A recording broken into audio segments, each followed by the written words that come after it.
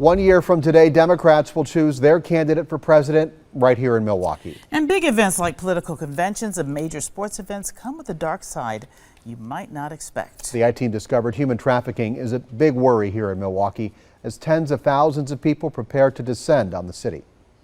Just as the bars and restaurants in Milwaukee are getting ready for a rush of customers, so are criminals ready to sell sex. When you have powerful men with money and free inhibitions coming to a city where they don't know anyone, chances are they're more likely to do things they normally wouldn't do when they're, say, at home.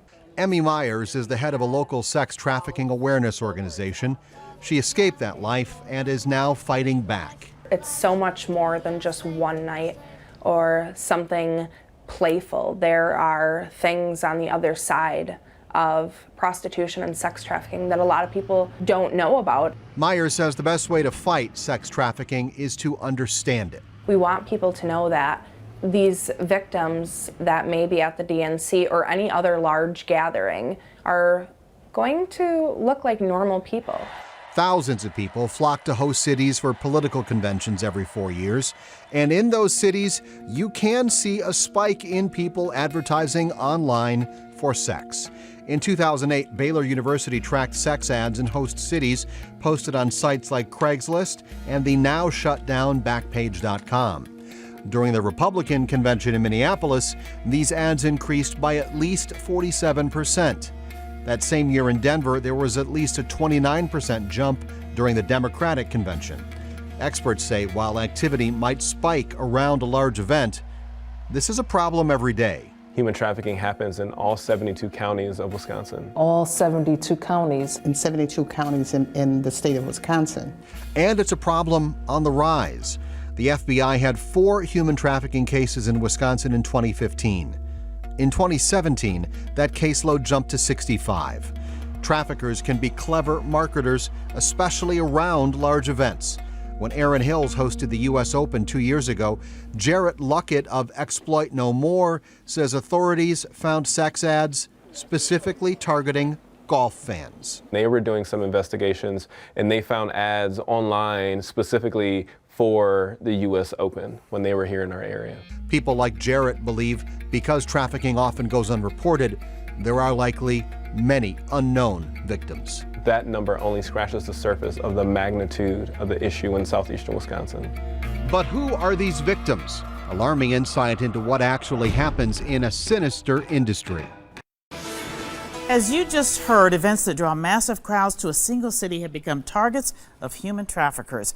They aim to take advantage of the celebration. But who are these victims and how's the city preparing to help them? Paid sex is forced sex. You are paying to rape someone. Authorities say I-94 through southeast Wisconsin is one of the largest sex trafficking arteries in the country. A study last year identified 340 victims in Milwaukee alone. According to the FBI, Wisconsin ranks 6th in the nation for trafficking crimes in 2017. This is an underground system. Predators, traffickers, individuals that are interested in fueling this underground system will be looking for ways to come and make money. It's a $150 billion a year industry across the country. It's about green power. It's about the money. And violence. It's through force, fraud, and coercion. Last year in Milwaukee, a victim told Milwaukee police her trafficker promised her they would retire once she made $50,000. She made that 4 times over, and he did not stop. Instead, she says she was beaten and raped. Her trafficker branded her with tattoos of his face on her back and his name under her chin. She told police he was cruel, evil, and dangerous, like Jekyll and Hyde.